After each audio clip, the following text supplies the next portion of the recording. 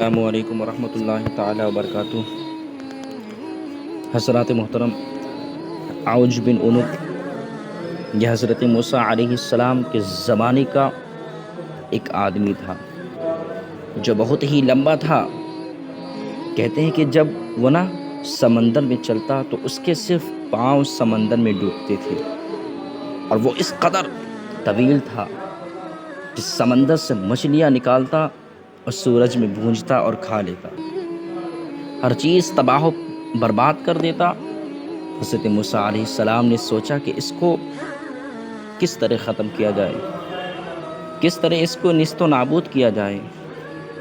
تو حضرت موسیٰ علیہ السلام کوہ طور پر جاتے ہیں اور اپنے مولا سے عرض کرتے ہیں کہ یا اللہ، اس عوج بن عنق کو کس طرح ختم کیا جائے، کس طرح اس کو نیست و نابود کیا جائے۔